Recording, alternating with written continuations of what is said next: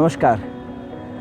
इस रत्न प्रवाहिनी माँ गंगा के तट पर बसे इस सुंदर से शहर ऋषिकेश में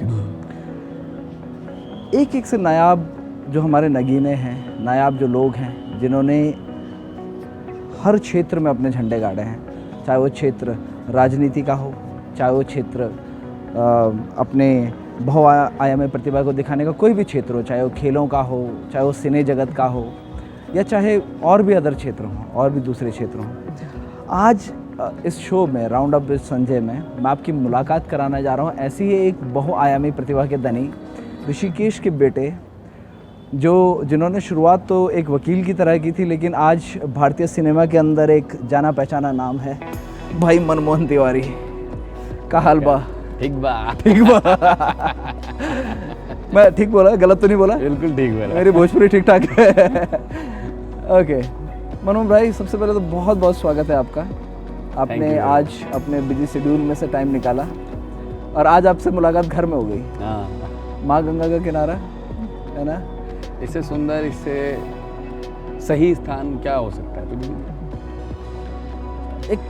एक लंबा जुड़ाव है आपका इस क्षेत्र से। आपकी तो खैर पैदाइश यहीं की है और एक लंबा आपने जो करियर बनाया अभी तक का अपना, उस करियर का आपने शुरुआत लगभग यहीं से शुरू किया। और फिर एक कुछ जानना चाहते हैं उस जर्नी के बारे में, कैसे शुरू हुई, कहाँ से शुरू हुई और क्या? ये जर्नी स्कूल से ही शुरू हो गई थी, जब हम यहाँ सरस्वती शिशु मंदिर में पढ़ते थे। अच्छा। और पहली बार स्टेज पर चढ़े थे, पहली बार तालियों से मुलाकात हुई थी। ये वो चीज़ें जो आप मेरे में मैच खाती है। हाँ, हम दोनों शिशु मंदिर वाले। हम भी भैया जी और आचार्य जी वाले तो शिशु मंदिर में याद होगा आपको कि विचार बोलने के लिए स्टेज पे चढ़ाते थे, कविताएं पढ़ने के लिए। और जो वार्षिक उत्सव होता था वो हम लोगों के लिए मतलब वो एक बड़ी बात होती थी। टैलेंट हंट शो था। टैलेंट हंट शो था। तो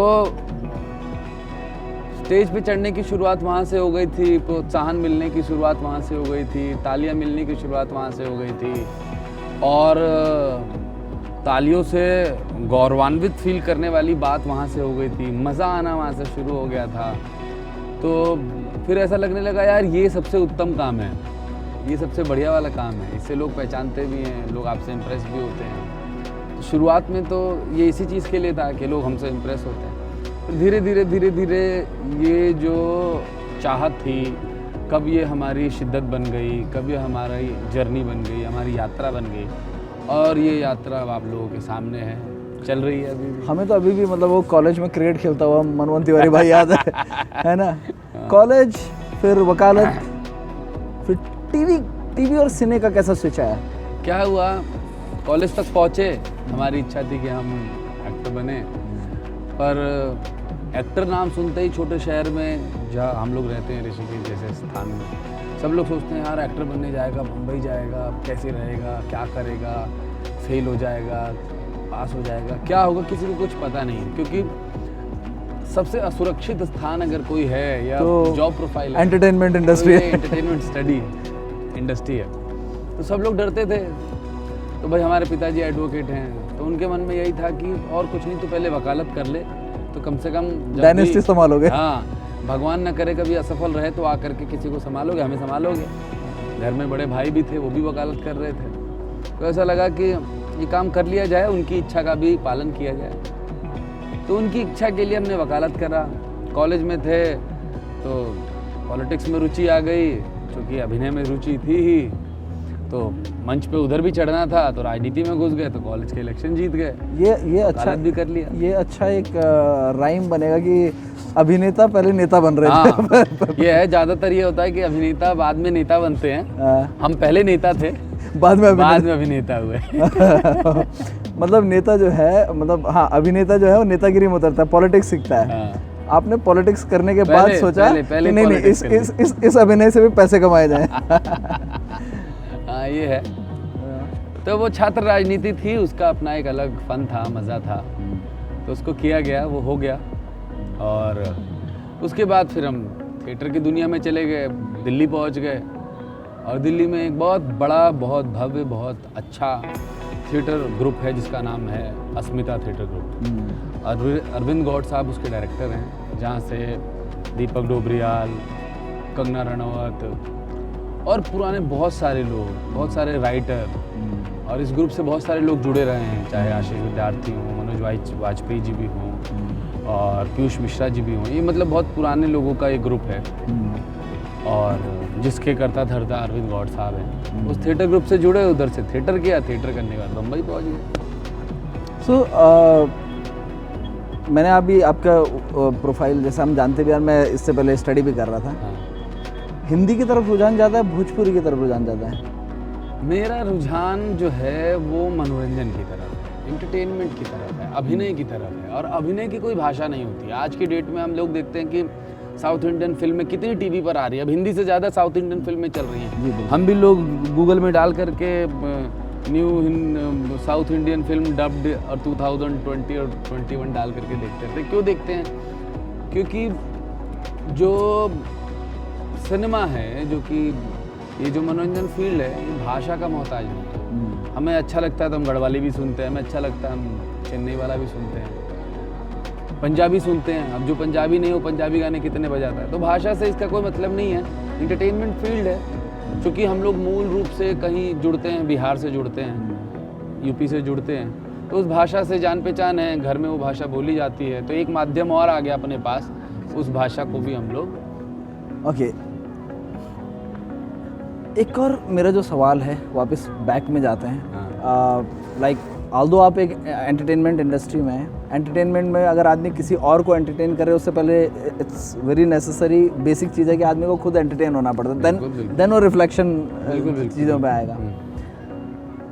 आप, लेकिन होता ना हर एक की लाइफ में सबसे ज़्यादा एंटरटेनिंग जो पीरियड होता है उसका childhood and school days. Means कोई याद, कोई ऐसी चीज़ जो नॉस्टैल्जिक फील कराती हो, या अभी भी मतलब लाइक ना कि यार लाइफ में बहुत कुछ मिल रहा है लेकिन उसका जवाब नहीं है। वो बहुत सारी चीज़ें। हम लोग छोटे छोटे हुआ करते थे, गंगा जी में घर से बहाने बना करके जाते थे कि हम यहाँ जा रहे हैं, वहाँ जा रहे हैं, और गंगा जी नहाने आते थे। तो तौलिया लेके नहीं आ सकते थे, लोगों को लग जाएगा तौलिया लेके जा रहा है, गंगा जी नहाएगा, और डरते थे लोग। पानी का बहाव गंगा जी का तो सभी को पता है कैसा होता है।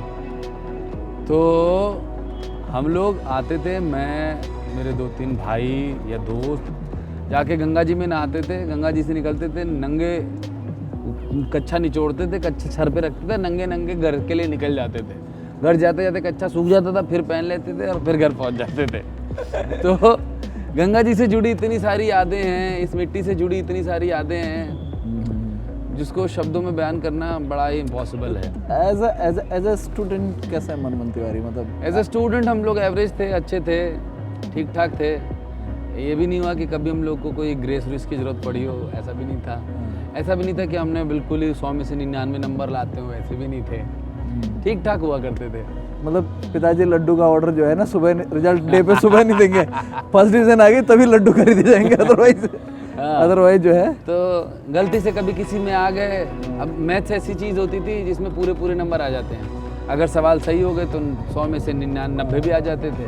तो ये डिपेंड करता है। पढ़ाई में वो ठीक थे, ओके थे। हिंदी भाषा से प्यार था और अच्छी हिंदी बोलना अच्छा महसूस कराता था। तो हिंदी हमारी प्रिय पुस्तकों में या भाषा में या ज्ञान में शुमार था। वो पढ़ते थे, हमें मज़ा आता, कविताएं पढ़ने में मज़ा आता था, चाहे वो फिर प्रेमचंद को पढ़ने में मज़ा आता था, दिनकर को पढ़ने में मज़ा आता था, जयशंकर प्रसाद को पढ़ने में मज़ा आता था, मैथिली शरण गुप्त को पढ़ने में मज़ा आता था। तो फिर वो हिंदी कब हमारे लिए ज़रूरी हो गई, मज़ा आने लग गया। उस हिंदी ने हमारी बहुत मदद भी करी है इंडस्ट्री में। अभी जो ये रिकॉग्निशन मिलती है, आप निकलते हो कि हाय सर सेल्फी हो जाए, है ना, कैसा महसूस कराती है? मतलब ये एक जिम्मेदारी लगती है या कई बार बोझ लगता है, या कई बार ऐसा लगता है कि नहीं यार इट्स दैट शुड बी? क्या होता है, ये अर्निंग है, एक ऐसा, हाँ अर्निंग ही है, ये अर्जित ही किया हुआ है। हम जिस फील्ड में हैं उस फील्ड में उत्कृष्ट होना किसी भी फील्ड के लिए, किसी भी इंडस्ट्री के लिए सर्वोत्तम फीलिंग वाली बात है। जब हम अच्छा अभिनय करते हैं और लोग पीठ पीछे भी बोलते हैं यार वो लड़का देखते हो यार वो बहुत बढ़िया काम करता है, तो अच्छा फील होता है। जब कोई सड़क पर चलता है और वो आपको देख करके आपके साथ सेल्फी लेता है, बहुत अच्छा लगता है। तो हमारे लिए तो ये चलता फुलता ऑस्कर है और अच्छी अब मैं फीलिंग एक चीज़ ना, बहुत सारे लोग, जैसे बहुत सारे मतलब जो रिनाउंड सेलिब्रिटीज़ हैं, उनसे जब पूछा जाता है तो उन कहते हैं कि यार हमारी ना जो एक आम जो हमारी ज़िंदगी थी जिसको हम लोग जिया करते थे बिफोर बीइंग पॉपुलर, हाँ वो ख़त्म हो गया। अब ठेले पे बैठ के ना गोलगप्पे नहीं खा सकते। लेकिन मैं ये मनमोहन जी के अंदर नहीं देखा। मतलब ये है कि हाँ चलो ठीक है हम I don't feel that so actually. What I feel, जो आप हो वो आप हो, और अगर आप उसको चेंज करके किसी भी परिस्थिति में जीने की कोशिश करते हो तो आप अपना अंदर का फन खो देते हो।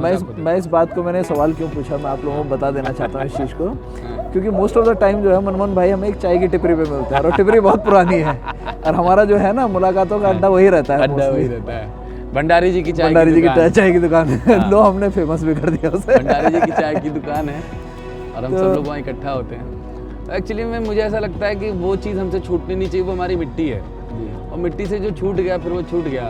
तो ऐसा भी नहीं, आज का जो समय है बड़ा आम सा हो गया है। सोशल मीडिया पे इतने सारे इन्फ्लुएंसर बन गए, इतने सारे सेलिब्रिटी बन गए, तो हर कोई सेलिब्रिटी है, आप भी सेलिब्रिटी हैं। यहाँ पर घूमता हुआ हर एक व्यक्ति अपने आप में सेलिब्रिटी है भाई। तो हम ये सोच करके अपने आप को छुपा करके चलें तो आपका जीवन आपसे छूट जाएगा, है ना।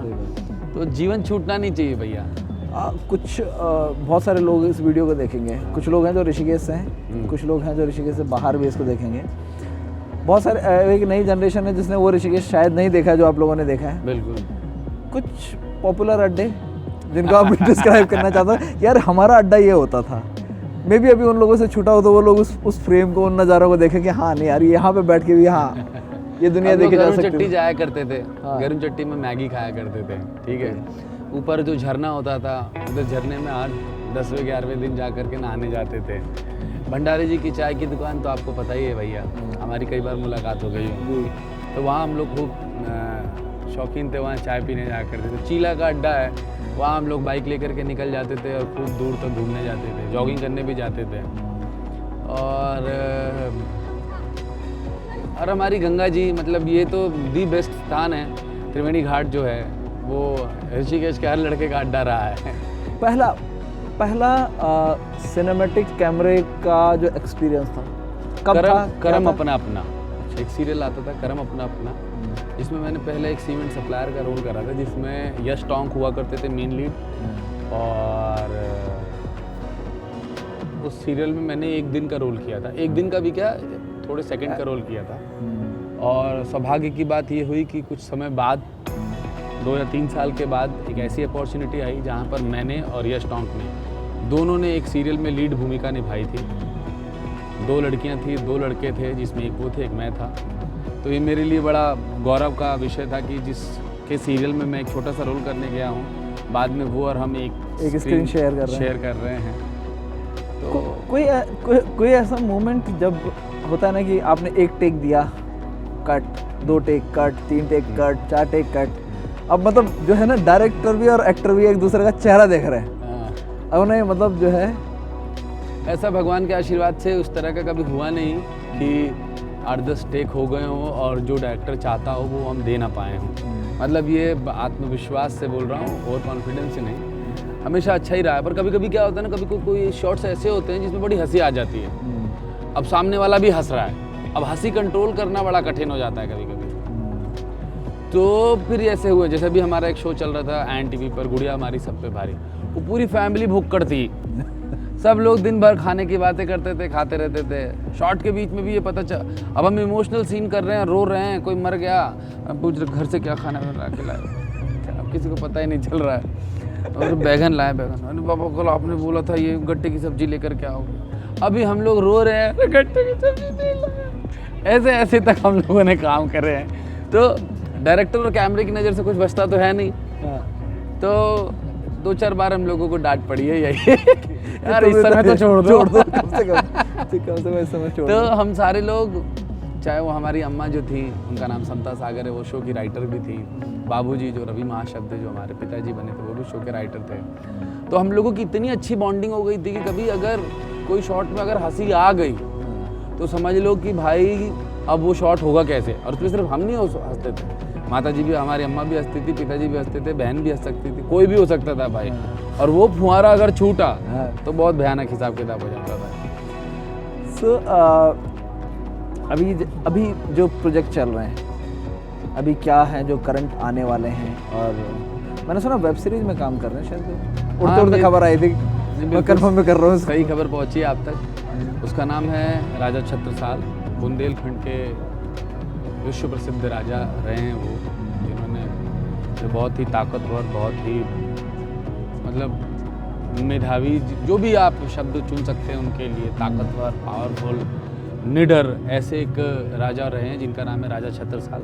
उनके ऊपर बेस्ड जैसे बाजीराव आई थी या और भी जो फिल्में इस तरह की आई हैं, तो वही एक वेब सीरीज़ आ रही है जो कि शायद MX प्लेयर पर या अमेज़ॉन पर, दोनों में जहाँ पर भी बातें प्रोड्यूसर्स की सेटल होंगी, जहाँ तक मुझे सुनने में आ रहा है कि शायद MX प्लेयर पर आएगा, तो सेटलमेंट होने वाला है, फाइनल होने वाला है। तो ये एक बहुत ही बढ़िया वेब सीरीज़ है जो आने वाली है, जिसमें मैं अंगद रॉय का किरदार निभा रहा हूँ। बन चुकी है, शूट हो चुकी है।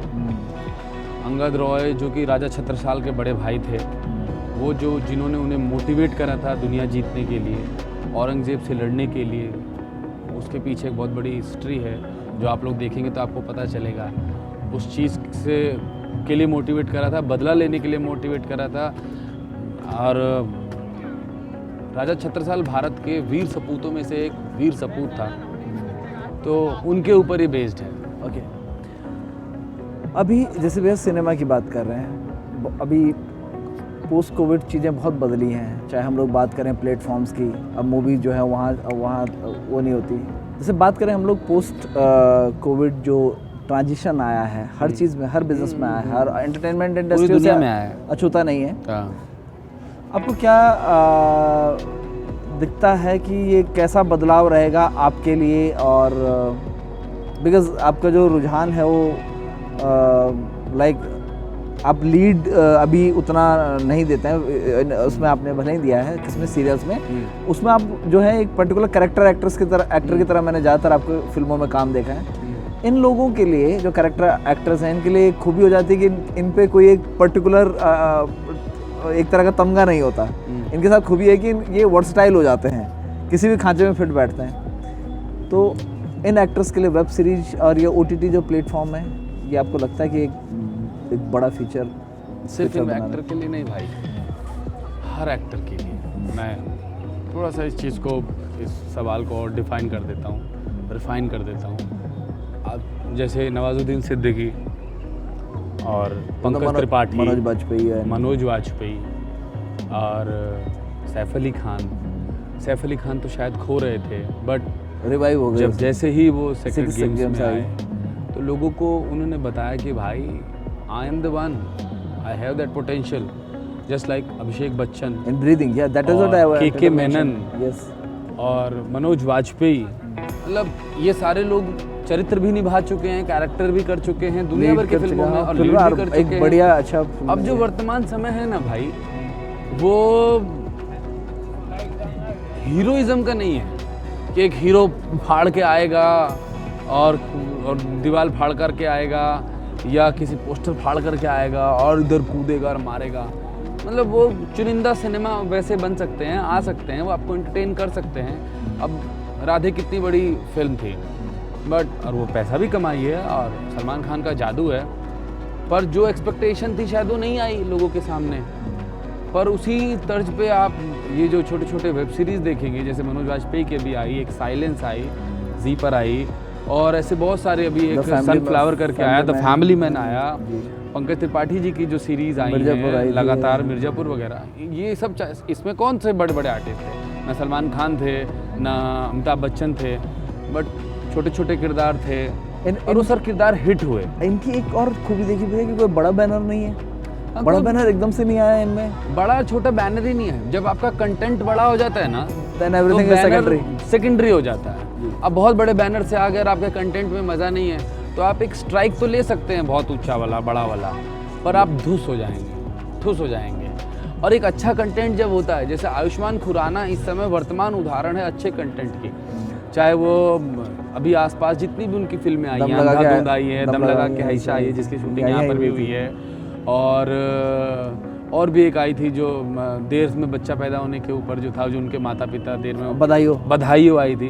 अब आप देखिए जब इतने अच्छे इंटरटेनिंग कंटेंट आएंगे तो सिनेमा कैसे नहीं चलेगा। वो आम आदमी से जुड़ा हुआ कंटेंट है, आम दुनिया से जुड़ा हुआ कंटेंट है, तो वो चलेगा ही चलेगा। ऋषिकेश अभी तक लोग देखते थे, फिल्मों की अगर बात करूं या फिल्मी कैमरे की बात करूं, या बड़ी it's a nice location and beautiful bridges are there and that was a thing, you know. अब आया है ऋषिकेश में कि हाँ यार एक्टर निकल रहे हैं यहाँ से, और आप ही मतलब बहुत सारे एंटरटेनमेंट इंडस्ट्री के अंदर हमारे बहुत यंग लड़के अभी अभी अमन शाह की बात करें या और लड़कों की बात करें या बेटियों की बात करें आगे, दे हैव लाइक उनका एक अच्छा खासा बोलबाला है उसके अंदर, तो काम भाई अच्छा ये काम कर पा रहे हैं। देवभूमि है, इसकी माटी में पोटेंशियल नहीं होगा तो किसकी माटी में होगा। ये तो सिर्फ और सिर्फ अपने आप को ट्राई एंड टेस्ट करने वाली बात है। अभी बहुत सारी प्रतिभा हम लोगों के इर्द गिर्द घूम रही है जिसके बारे में हमें पता नहीं है। इन लोगों को एक ब्रेक की ज़रूरत है, इन लोगों को एक पुश की ज़रूरत है, मोटिवेट करने की ज़रूरत है। बहुत सारी प्रतिभा हम लोगों की छोटे से ऋषिकेश में इधर उधर घूम रही है। बस मुद्दा सिर्फ इतना है कि कौन सा पुश इनको मिलता है। हमारे समय में हमारे साथ में ऐसे बहुत सारे लोग थे जो बहुत प्रतिभावान थे, तो जिन लोगों को वो सही पुश मिल गया, सही मोटिवेशन मिल गया, वो सही स्थान पे पहुंच गए, और जिन्हें नहीं मिला वो रह जाते हैं। एज अ पायनियर क्या लगता है आपको, आज you are one of the pioneer जिन्होंने शुरुआत की इस क्षेत्र से, अगर मैं बोलूँ, इट्स नॉट अबाउट लाइक कि मैं कोई फ्लैटरिंग कर रहा हूँ, इट्स लाइक एक जो फैक्ट है कि भैया पहला नाम अगर कोई सिने में सुन रहा है तो चलो ठीक है जी, मनमोहन तिवारी जी हैं, या in the top 2-3 people. So how does it feel and what responsibility it brings to you?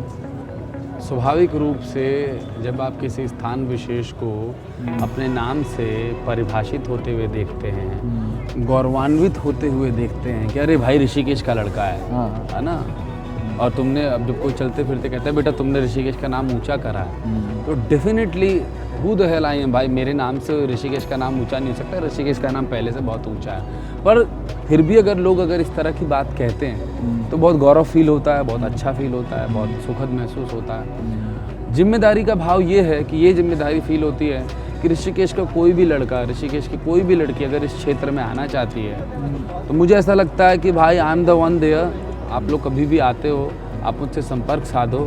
वो जो ठोकरें शायद हमने खाई हैं, वो जो गलतियां शायद हमने करी होंगी, वो जिस जगह पर हमें पता नहीं था कि किस दिशा में मुड़ना है, किस दिशा में जाना है, कौन सा सही दरवाज़ा खटखटाना है, वो जो एक परिश्रम के 3-4 साल होते हैं शुरू के, शायद वो सामने वाले के घट जाएंगे। उसको ज़रूरत नहीं पड़ेगी, उतना खटखटाना नहीं पड़ेगा, भागना नहीं पड़ेगा, दौड़ना नहीं पड़ेगा अगर वो हमसे संपर्क साधेगा। तो डेफिनेटली यहाँ का हर एक बाशिंदा अपना भाई है, अपनी बहन है, तो हम उसकी मदद करेंगे। और अगर यहाँ का कोई एक और नाम जो कि हमारे पगचिन्हों पे बढ़ता है, आगे चल के बढ़ता है या उसको इस्तेमाल करके बढ़ता है, तो भाई हमसे ज़्यादा खुशी किसको होगी। आंचलिक फिल्मों की बात करते हैं, आंचलिक सिनेमा की बात करते हैं, आंचलिक एंटरटेनमेंट इंडस्ट्री की बात करें, मैंने आपका भी काफ़ी रोल देखा उसमें, या भोजपुरी आपने फिल्में भी की हैं, और मैंने आपको लाइक बहुत सारे भोजपुरी स्टार्स जो हैं जिनके साथ आपका डायरेक्ट मतलब एक तरह का आपके मेल जोल के रिश्ते में आते हैं, और है ना आपका उनसे काफ़ी इत्तेफाक रहता है। हम लोग आंचलिक फिल्मों की बात करें, चाहे हम लोग भोजपुरी की बात करें या मतलब गढ़वाली की बात करें, कुमाऊनी की बात करें, कोई भी आंचलिक फिल्म है, लैंग्वेज में जहाँ तक देखा जाता है कि पंजाबी ठीक ठाक चली है, अच्छा बिज़नेस किया है, लेकिन भोजपुरी या जो अदर फिल्में थी वो बिज़नेस तो अच्छा कर गई हैं, लेकिन आपको लग रहा है कि आजकल जो अभी आप रिसेंट भी आपने कुछ मुद्दे देखे होंगे कि ये अपना जो इनकी एक प्रभुता होती थी, इनकी एक मतलब इनके अंदर एक प्योरिटी होती थी, वो खो रखी है, वो खो रही है थोड़ा सा।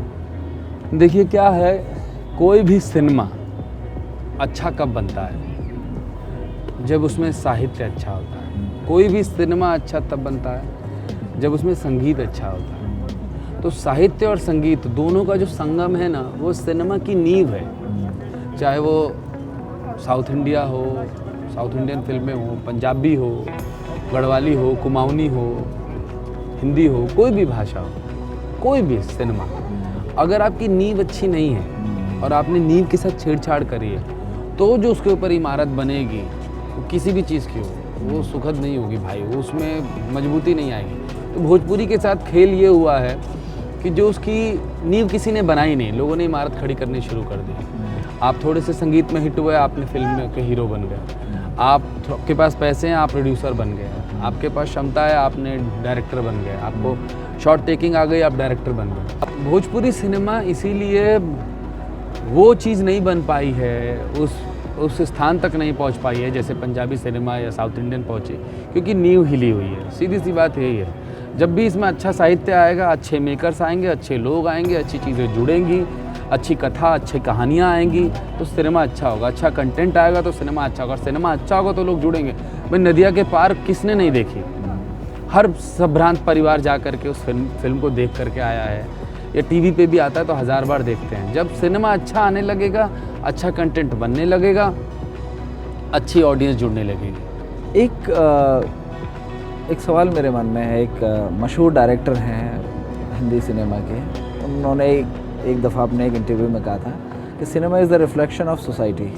तो क्या आपको लगता है कि ये जो लोगों की कंज्यूमर्स की जो कंज्यूम कर रहे हैं उस चीज़ को, इनकी जो सोच है वही ये सिनेमा दिखा भी रहा है? नहीं देखिए, definitely it's a reflection of the society, पर सोसाइटी का वही रिफ्लेक्शन क्यों दिखाना है आपको जो एकदम निम्न श्रेणी में है। सोसाइटी में भाई प्रकृति है, सोसाइटी में सुंदरता है, सोसाइटी में नदी भी है, तालाब भी, आप नाला क्यों दिखाना चाहते हो? ये आपके मस्तिष्क पर, आपके विवेक पर निर्भर करता है कि आप सोसाइटी का कौन सा अंग दिखाते हो। मतलब अब इंसान गू भी करता है और इंसान मुंह से मीठे शब्द भी बोलता है, तो आपका फोकस गू पर नहीं मीठे शब्दों पर होना चाहिए, आपका फोकस अच्छी बातों पर होना चाहिए जिससे पारस्परिक सौहार्द बढ़े, जिससे मित्रता बढ़े, जिससे प्रेम बढ़े। वो मुन्ना भाई एमबीबीएस का एक सीन है ना कि तुम्हें सिर्फ इंडिया में भूखे नंगे दिखते हैं। मतलब सीधी सी बात है। तो हमारे यहाँ बिहार में, यूपी में बहुत अच्छा साहित्य है, अच्छी कहानियाँ हैं, आप वो क्यों नहीं दिखाते? आप दिखाइए। और जो लोग दिखाते हैं वो लोगों को प्रोत्साहित भी किया जाता है। अब वो चूँकि उसकी संख्या इतनी कम है कि उसकी वजह से अगर कोई अच्छा सिनेमा आता है ना तो वो खो जाता है। और जो उस तरह का निम्न कोटि का जो सिनेमा है जो लोग बनाते हैं, जो लोग आसान समझते हैं कि भाई 13-14 गाने डाल दो, गंदे थोड़ी सी भाषा डाल दो, अब और वो डाल दो, डबल मीनिंग संवाद डाल दो, पिक्चर हिट हो गई, आपने 10 लगाया, 12 मिल गया, आप खुश हो गए। लेकिन मनमोहन भाई आपको ये नहीं लगता, देखिएगा मैं यहाँ पे आप पे भी सवाल खड़ा कर रहा हूँ कि आपको ये नहीं लगता कि ये एक सही टाइम है? और जबकि आप वहाँ पहुँचे हो, अरे अब मनमोहन भाई का स्ट्रगल नहीं है, मनमोहन भाई इस समय एक मतलब एक अच्छा खासा नाम है और जो अपनी रिस्पॉन्सिबिलिटी भी ये कह सकता है कि नहीं यार आंचलिक सिनेमा में ये गलत हो रहा है, I will take the first step to get it back, और उसके रूट्स को ठीक करने का। क्या ये जिम्मेदारी की शुरुआत मनमोहन भाई से नहीं होती? बिल्कुल हो सकती है। क्या ये नहीं, देखो हम समाज के उस स्तर पर नहीं है कि हम समाज को बदल दें, ठीक है ना। आप झाड़ू नहीं लगा सकते, आप सारी चीज़ों पे झाड़ू नहीं लगा सकते। आपको अगर समाज में गंदगी की सफाई करनी है तो आप झाड़ू लेकर मैं आपके घर में सफाई नहीं कर सकता, फलाने के घर में, ठिकाने के घर में सफाई नहीं कर सकता। मेरा कर्तव्य बनता है अपने काम से कि सबसे पहले मैं अपना घर क्लीन रखूं। जब मेरे घर में कोई आए देखेगा अरे वाह कितना सुंदर रखा है, वो मुझसे प्रभावित होगा, प्रोत्साहित होगा, वो अपना घर भी साफ करेगा। तो गांधी जी भी कहते थे, स्वामी विवेकानंद भी कहते थे कि स्वयं से शुरुआत करो। तो स्वयं से शुरुआत तभी होगी जब आपके यहाँ पर पहले शुद्धता होगी, सफाई होगी, आप यहाँ से स्वच्छंद होंगे, आप यहाँ से आप विचारों में बड़े होंगे या बड़े होने की कोशिश करेंगे, अच्छा पढ़ेंगे, अच्छा सुनेंगे, अच्छा समझेंगे। तो मेरी कोशिश ये है कि, और आपने बिल्कुल सही बात कही, मेरी कोशिश ये है कि मैं अभी बहुत जल्दी आप लोगों के सामने बता रहा हूँ एक बहुत अच्छा भोजपुरी का सब्जेक्ट लेकर के, एक अच्छी कहानी लेकर के एक नए चैनल के साथ आने वाला हूँ, भोजपुरी टीवी सीरियल लेकर। ग्रेट या इज इट एक्सक्लूसिव? हम बिल्कुल ही एक्सक्लूसिव है। यही एक नया सीरियल आ रहा है और जो कि किस नाम से क्या होगा? इस सीरियल का नाम है कन्या प्रधान। अभी ये वर्किंग टाइटल भी हो सकता है, ठीक है। और ये जी का एक नया चैनल आ रहा है, ओके, जिसका नाम है G Ganga. That's great. G Ganga, Ganga ji के किनारे बैठे हैं, जय गंगा मैया। आपको और खूब सारी शुभकामनाएं इसके लिए। Thank you very much. तो ये जी गंगा आ रहा है और इस पे भोजपुरी सीरियल्स आएंगे। और मैं ये पूरे विश्वास के साथ कह सकता हूँ कि भोजपुरी की दिशा और भोजपुरी की दशा को बदलने में ये गंगा जैसा पवित्र हो। गंगा जैसा पवित्र होगा, सार्थक होगा। और मैं भगवान से गंगा में ऐसे भी प्रार्थना करूँगा कि चैनल खूब चले और अच्छी ऑडियंस को जोड़े। देखिए ऑडियंस तो सारी अच्छी होती है, पर एक संभ्रांत ऑडियंस, एक अच्छी कंटेंट कंज्यूम करने वाले ऑडियंस हो। जिन लोगों को अच्छा कंटेंट देखने में रुचि है वो ये सीरियल देख करके बड़े प्रसन्न होंगे। मैं इस बात को गारंटी, और वो बहुत सारे भोजपुरी के सीरियल्स बना रहे हैं, अच्छे अच्छे कंटेंट्स लेकर के आ रहे हैं। तो भोजपुरी में सिर्फ लहंगा उठा दे रिमोट से नहीं होगा, अब बहुत अच्छी अच्छी चीज़ें आने वाली हैं। तो आप सभी लोग इंतज़ार करिए। जी गंगा, जी ग्रुप, जी स्टूडियो अपना एक नया चैनल लेकर आ रहा है, और जिसके माध्यम से भोजपुरी की ऑडियंस के लिए अच्छी अच्छी कहानियाँ आप लोगों के सामने आएंगी। इसको आप लोग देखेंगे, आप एंटरटेन होंगे, आपका परिवार एंटरटेन होगा, और भोजपुरी के प्रति जो लोगों के मन में एक हीन भावना आ गई है वो भावना दूर होगी, और एक अच्छी भावना का उद्गार होगा, उद्गम होगा। ये मैं वर्क फ्रंट की बात करें तो अभी जो करंट प्रोजेक्ट है उनमें आपने कहा कि एक वेब सीरीज आपकी लॉन्च अबाउट टू लॉन्च है, एक आप इस चैनल पे काम कर रहे हैं। इसके अलावा मूवीज़ और बाकी और अदर उसमें अभी यही सब चीज़ें चल रही हैं। अभी भी गुड़िया हमारी सब पे भारी जो NTV का था वो ख़त्म हुआ है, और भगवान का आशीर्वाद रहा तो शायद उसके सेकंड पार्ट की भी बातचीत चलेगी अभी। पर अभी वर्तमान में यही है कि मैं इस प्रोजेक्ट से जुड़ा हुआ हूँ कन्या प्रधान से। अब यहाँ से जाऊँगा, उसकी शूटिंग स्टार्ट होगी, और ये जो MX प्लेयर पर या अमेज़ॉन जिस पर भी आएगा, राजा छत्रसाल ये आएगा।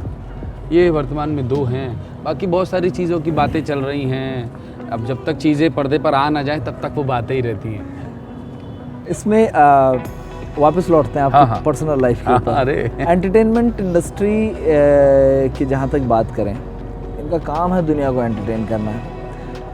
How do you entertain yourself? मतलब वो क्या चीज़ होती है जो मनमोहन भाई को एंटरटेन करती है, यार ये मुझे कुछ करना है? कविताएं करना, कविताएं पढ़ना। ओके। विचारक हैं न पंडित हैं न हम धर्मात्मा, कोई बड़ा कमज़ोर होता है वही बस आदमी है हम। हमें इतिहास में कोई जगह मिलती नहीं माना, मगर इस ज़िंदगी के वास्ते कुछ लाजमी है हम। अक्लमंदी हमारे नाम के पहले नहीं जुड़ती, मगर भोले नहीं इतने कि जितने आम दिखते हैं। हमें हस्ताक्षर करना ना आया, चेक पर माना, मगर दिल पर बड़ी कारीगरी से नाम लिखते हैं। अरे वाह, ग्रेट। ये स्वरचित है या ये? नहीं, ये एक त्यागी जी हैं, ड्यूट राम अवतार त्यागी उनका नाम है, एक राइटर है, मेरठ साइड के बड़े हैं। बड़े पॉपुलर कवि हैं, और राम अवतार त्यागी। उनकी ये कविता है, और ये अद्भुत है। तो मैं कविताएं पढ़ता हूँ, लिखता भी हूँ, और कुछ अपने एंड से जो मेरी लिखी हुई ये है कि बहुत टाइम पहले ऋषिकेश में ही जब मैं था तब मैंने एक कविता लिखी थी कि है समर्पण विश्व ज्योति ज्ञान के उस देवता को। अरे वाह। है समर्पण विश्व ज्योति ज्ञान के उस देवता को, इस अमिट सद्भावना से विश्व के कल्याण को। आत्मा परमात्मा के मेल के संदर्भ में है धरार विश्व के उच्चतम गंधर्व में। कौन सी वो शक्ति है जिसमें महाकल्याण है नमन उस गुण ज्योति ज्ञान के प्रकाश को, जिसके हृदय में प्रेम और सुंदरता का भंडार है। जल अग्नि वायु से निहित संपूर्ण ये संसार है।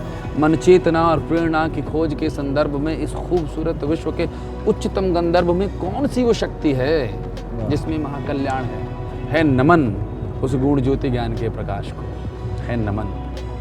मैं अभी कोशिश करूंगा आफ्टर दिस शो कि मैं एक कॉन्ट्रैक्ट साइन करूं बालाजी लाइव टीवी के लिए कि हम लोग एक कविताओं का पॉडकास्ट शूट कर रहे हैं। मुझे नहीं पता था, मुझे सच में नहीं जानता था कि मनमोहन भाई अच्छा लिखते भी हैं और उसको मतलब कविता के तौर पे अच्छा लिखते हैं। ये बात मुझे आज पता चली। कविताओं ने मुझे बहुत प्रेरित किया है, बहुत मोटिवेट करा है। जब मैं दिल्ली थिएटर करता था, कभी अकेला फील करता था, मुझे याद है उस समय की 2 पंक्तियाँ जो अपने आप को मोटिवेट करने के लिए मैंने लिखी थी जी कि कर मन को प्रखर बन जा पंछी उड़ जाए संसार तेरा है।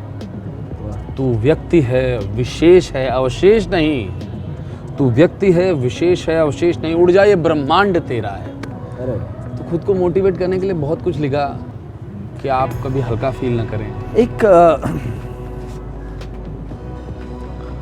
एक सवाल है मेरा, कभी तो अकेलापन काटता होगा और वो मोमेंट होता होगा जब मनमोहन तिवारी कहते होंगे यार ये कैमरा लाइट एक्शन ये चार्म ये छोड़ो यार, बस मनमोहन तिवारी मतलब मनमोहन।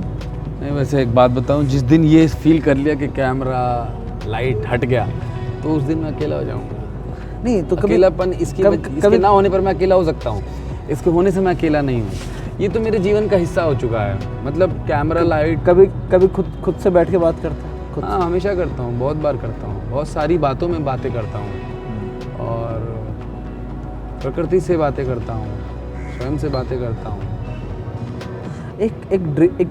आप जैसा आपने अभी तक लाइफ को बताया, एक ड्रीमी सी लाइफ लगती है कि एक छोटे से लड़के ने छोटे से शहर से एक सपना देखा और बहुत हद तक उस सपने को पूरा किया। वो सपना पूरा करना ही अपने आप में एक ग्रेट अचीवमेंट है। फिर उस सपने को फॉलो करना, उस सपने को बनाए रखना, वो एक अलग जर्नी है।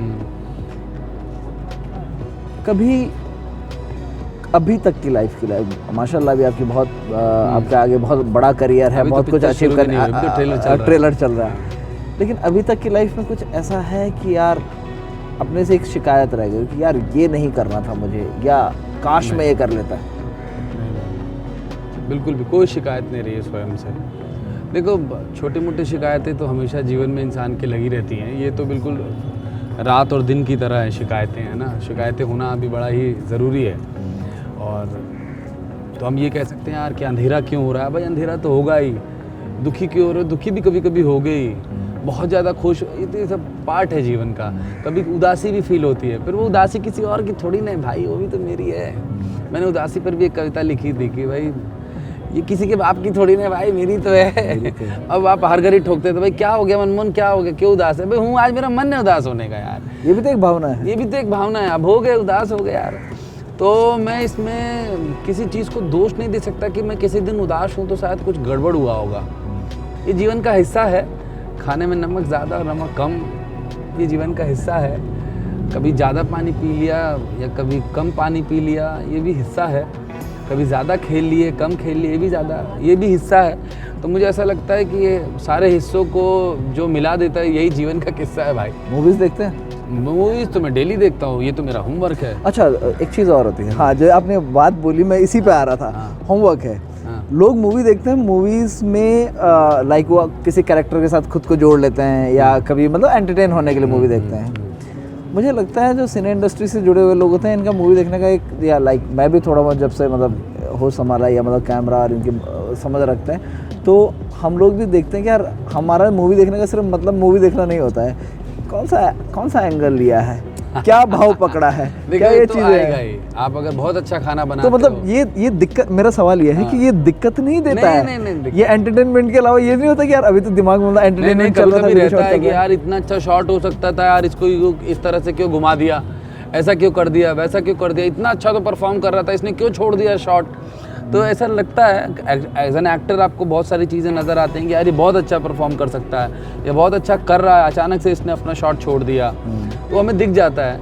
पर फिर तो ये मूवी का मजा खराब नहीं करता आपकी?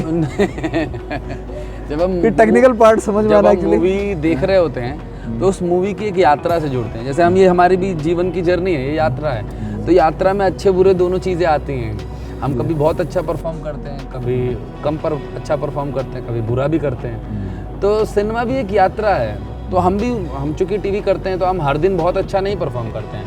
कोई दिन होता है जिस दिन गंदा परफॉर्मेंस निकलता है, हमें पता होता है यार आज अनमोल ये शॉट देके मज़ा नहीं आया, तो वो उसके लिए हो सकता है वो वाला दिन होगा जो उसने शॉट दिया वो उसका अच्छा नहीं होगा, और हमें लग रहा है यार कितना अच्छा कर सकता है। क्योंकि दूर से बैठ करके देखने में तो बहुत चीज़ें आसान लगती हैं, पर वो किस परिवेश में है, किस स्थिति में उस शॉट को कर रहा है, लोगों को हंसा रहा है, लोगों को रुला रहा है, डरा रहा है, उसके पहले उसकी मनोस्थिति क्या होगी, उसके साथ क्या घटित हुआ होगा, ये बड़ा डिपेंड करता है अभिनय में। एक एक्टर जिसको मनमोहन भाई ये सोचता हूँ कि यार ये मैं हूँ एक्चुअली, ये मैं हूँ, या मतलब ये मुझे ये बनना है, मतलब ये मेरी जर्नी का हिस्सा है। कोई एक्टर या कोई कैरेक्टर उसका जिसको आप लगते हो कि ये नहीं, मुझे बहुत अच्छे लगते हैं गोविंदा, जिनको देख के हम लोग बड़े हुए हैं। हाँ, 90s किड तो हम लोग गोविंदा के फ़ैन रहे हैं। उसके बाद अगर किसी एक्टर ने मुझे बहुत प्रेरित किया, उसके बाद वो आशुतोष राणा रहे हैं। आशुतोष राणा के बाद में अगर किसी ने मुझे बहुत ज़्यादा मतलब अंदर से खंगाल के रख दिया, वो इरफान साहब रहे हैं। तो ये लोग अपने आप में चलते फिरते स्कूल रहे हैं, चाहे वो गोविंदा हो, चाहे वो इरफान खान साहब हो, स्वर्गीय इरफान खान साहब रहे हों, या अपना आशुतोष राणा जी हों। ये सब लोग भाषा से भी समृद्ध थे, शब्दों से समृद्ध थे और संस्कारों से समृद्ध थे, अभिनय से तो समृद्ध थे ही। आशुतोष राणा जी का तो मैं नॉट ओनली अबाउट एक्टिंग, उनकी डायलॉग डिलीवरी, बट उनकी लैंग्वेज पे कमांड और उनकी कविताएं, हाँ, मतलब अपने आप में एक यूनिवर्सिटी है उसको लेकर के। अपने आप में यूनिवर्सिटी है ये लोग वर्णन से परे हैं भाई। ये तो इन लोगों ने अपने आप को सींचा भी तो है, अपने आप को कितना जैसे कहना जलाया है, तपाया है, तो आशुतोष राणा बनते हैं, तो इरफान बनते हैं, तो नवाज बनते हैं, तब नसीर साहब बनते हैं। तो ऐसे बहुत सारे लोग हैं। मेरे सीरियल में जो मेरे पिताजी का रोल करते हैं, गुड़िया हमारी सब पे भारी, उनसे मैं बहुत प्रभावित हुआ हूँ। रवि महाशब्दे उनका नाम है, राष्ट्रीय नाट्य विद्यालय के वो भी स्टूडेंट रहे हैं। तो ये सब लोग बड़ा तपाते हैं, स्वयं को मेहनत करते हैं। घर परिवार क्या सोचता है मनमोहन तिवारी के बारे में कि यार ये चीज़? पहले डरते थे, अब संतुष्ट हैं, अब खुश हैं, खुश हैं। अब देखते हैं कि अपना घर हो गया, गाड़ी हो गई, घर द्वार इसका हो गया, अच्छे से खुशी से जी खा रहा है, मज़े से। और बच्चे जब और माता पिता जब बच्चों को देखते हैं कि भैया ये ठीक ठाक खर्चा कर रहे हैं, मतलब इनके पास ठीक है, तो वो लोग सिक्योर फील करते हैं। मुद्दा यही है, माता पिता यही तो सोचते हैं ना बच्चों के लिए, भैया ठीक से रहे, जहाँ भी रहे मस्त रहे, खुश रहे। आप लाइक यहाँ पे आने के बाद तो जो घर है या घर जैसा जो माहौल है वही घर पे पहुँचना, आप क्या भी होता हो यहाँ पे कि घर पहुँच गया तो दाल बाटी और लिट्टी चोखा जो है मनमोहन के लिए तैयार चाहिए। कल बनेगी, कल कल संडे है, जो भी है कल लिट्टी चोखा बनेगा। एक्चुअली मेरी जो बहन है उनके हस्बैंड आ रहे हैं, ओके, और अभी वो लोग आए हैं जर्मनी से, पर हैं वो मूल रूप से वो भी वहीं के ही हैं, यूपी के हैं, रायबरेली के हैं। उनको बड़ा पसंद है और हमें भी पसंद है, तो कल बनेगा वो, चलिए कल खाया जाए। चलिए कोई एक मैसेज यूथ के लिए, अब बिकॉज एज ए यूथ अपने उत्तराखंड के यूथ के लिए, या जो भी लोग मुझे पसंद करते हैं, जो भी लोग मुझे जानते हैं, मैं उनके लिए यही कहूँगा कि कुछ चीज़ें हमसे दूर रहनी चाहिए। उस कुछ चीज़ों में है शर्म, उस कुछ चीज़ों में है संकोच।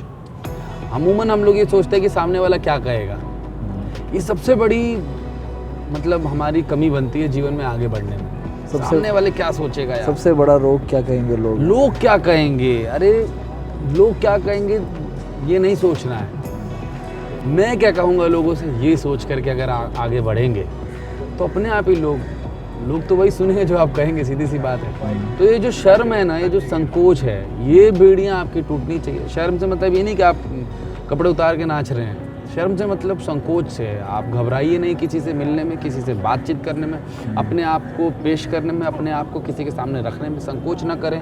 अगर इस संकोच से आप जीत गए तो जीवन में किसी भी चीज़ से जीत जाएंगे। आप बहुत प्रतिभावान हैं, अगर आप में प्रतिभा नहीं होगी तो आप इस सोच को भी अपने अंदर शामिल नहीं कर सकते कि मुझे ये करना है। मन में जब आपके ये सोच आ जाता है कि मेरे को कोई चीज़ करनी है, तो ये पहली सीढ़ी आप जो जीत चुके।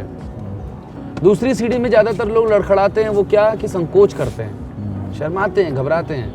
अगर आप संकोच और शर्म में फंस गए तो आप अटक जाएंगे। मैं सबसे यही कहूँगा कि कर मन को प्रखर, बन जा पंछी, उड़ जाए संसार तेरा है, तू व्यक्ति है, तू विशेष है, शेष नहीं, उड़ जा संपूर्ण ब्रह्मांड तेरा है। हमनी के आपन कीमती टाइम देवे खातिर रवरा बहुत बहुत धन्यवाद। अरे वाह वाह वाह वाह, बहुत बहुत धन्यवाद। थैंक यू सो मच, आपने टाइम निकाला। एंड आई विश कि हम लोग मिलते रहेंगे, अरे मुलाकातों का सिलसिला चलता रहेगा। वो जो जर्नी है वो आपने हमसे शेयर की, बहुत अच्छा लगा। हम तो जानते ही हैं, बहुत चीज़ें खुद जानते भी थे, बहुत सारी चीज़ें नहीं पता चली। आपकी कविताएं सुनी, अच्छा लगा। और दुआएं करते हैं आपका जो प्रयास है सिनेमा के लिए, आपके जो प्रयास हैं अपने भोजपुरी सिनेमा के लिए भी आप जो प्रयास कर रहे हैं, उसमें आपको खूब सारी सफलताएं मिले। आपने गंगा माँ के नाम पे चैनल का नाम जो है जी अभी लेकर के आ रहा है, तो हमारी शुभकामनाएं जी के साथ भी है, आपके साथ भी है, ठीक है। और आपसे मिलते रहेंगे। आपका बहुत बहुत धन्यवाद। Thank you. Thank you. जय गंगा मैया। जय गंगा मैया। दोस्तों, अगर आप मुझसे जुड़ना चाहते हैं, मुझसे मिलना चाहते हैं, मेरी बातें सुनना चाहते हैं, मेरा इंटरव्यू देखना चाहते हैं, तो आप लोगों को सब्सक्राइब करना होगा, लाइक करना होगा, जुड़ना होगा बालाजी लाइव टीवी के साथ। और ये मेरे दोस्त हैं जिनके साथ हमारी गुफ्तगू हुई है, जिनके साथ हमारी बातें हुई हैं, मेरी जर्नी को लेकर के, मेरी यात्रा को लेकर, मेरी टीवी को लेकर, सिनेमा को लेकर, मेरी सोच को लेकर, कविता को लेकर। तो बालाजी लाइव टीवी, जुड़े रहिए। लाइक कीजिए, शेयर कीजिए, सब्सक्राइब कीजिए। मिलते हैं आपको अगले गेस्ट के साथ।